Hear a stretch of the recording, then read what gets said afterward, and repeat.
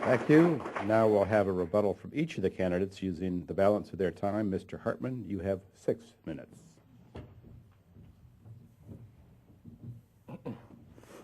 Thank you. When I got into this race over a year and a half ago, after I convinced my 9-year-old that Condoleezza Rice was not my opponent, I decided and said that I was not going to chair any campaigns as Secretary of State of Ohio. There's been too much partisanship in this office, and it did exist when Sherrod Brown was Secretary of State as well.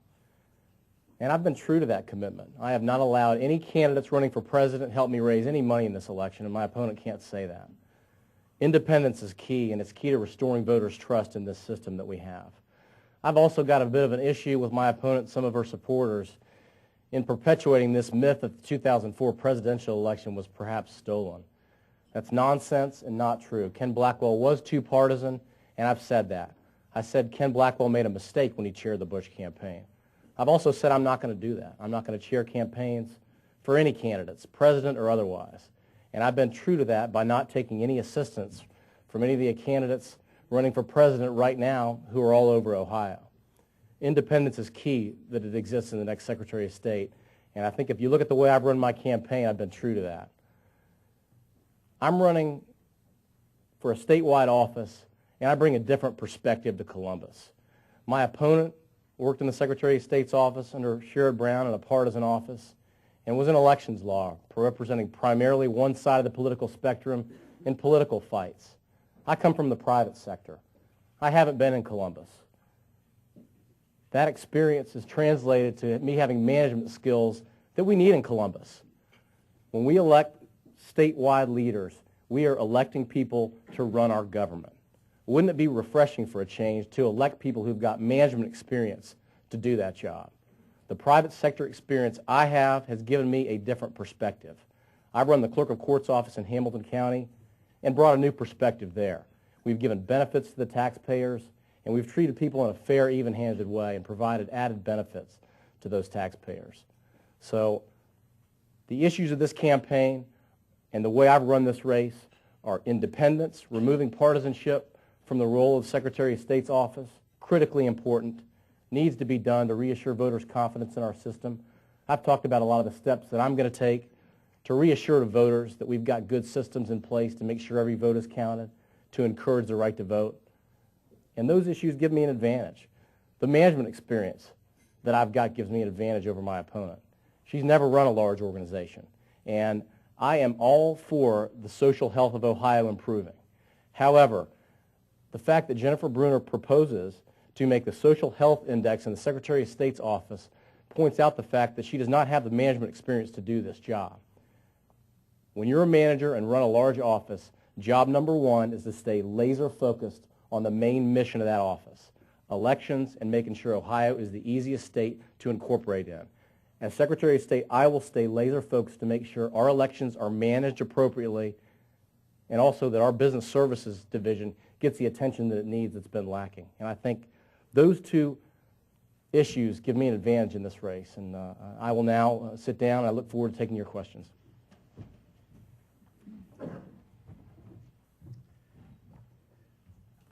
Thank you. And now, Ms. Brunner, you have 5 minutes for your rebuttal. Thank you. Well, Greg, where do I begin? I've been endorsed by the Dayton Daily News, the Akron Beacon Journal, the Cleveland Plain Dealer, the Columbus Dispatch, the Canton Repository, the Lorain Morning Journal, the Toledo Blade Today, and I don't know if I've left one out, but so far every major newspaper has endorsed my candidacy because they understand that where we are in our election process in Ohio is a critical juncture. We're dealing with new machines, we're dealing with new rules that deal with voter identification, we're dealing with poll worker training issues, and we're dealing with again, Ohio being at the center of the storm in 2008. And time again, those newspapers say the person who is best prepared to handle these challenges for the people of our state is Jennifer Brunner. The management experience that Greg talks about is really a facade. He managed a company that had 5 to 7 employees in California. It failed after approximately 3 years, was sued 11 times when he was there, and he was sued personally and he still never paid the bill, $29,000. That may explain why his house, which is valued at $1.4 million, is not even held in his own name, but in the name of an LLC. I don't like the personal attacks, and I told Greg early on when we were in Toledo, I don't want to start a fight, but if you bring the fight to me, I'll finish it. Now we're dealing with negative attack ads that have nothing to do with the Secretary of State's office and that are frankly demeaning to the people in Franklin County for the work that I did as a judge. And I will fight back as much as I struggle with that decision about fighting back, because I think that the voters need to hear what candidates will do and what their qualifications are and what their enthusiasm and their plans are for the office. In terms of management experience, I managed a docket of anywhere from 750 to 1,000 cases. While I did that, I started our county's first adult felony drug court in the light of judges who really didn't understand what a court like that could do. And so it was like pushing a boulder uphill, but I did so gladly because there were people who needed that service and because I was about making people's lives better. While I managed a law firm that I started from one person and grew to 32 people, and I didn't just have to comply with business and tax laws, but also the Code of Professional Responsibility to ensure that my employees abided by that as well.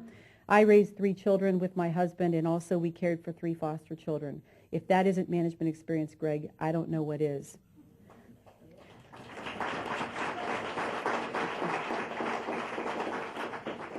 The reason my opponent attacks and the reason he runs the negative ads is because he doesn't have anything else to say. He doesn't have anything good to say about himself, and he has a huge problem in Cincinnati with identity theft.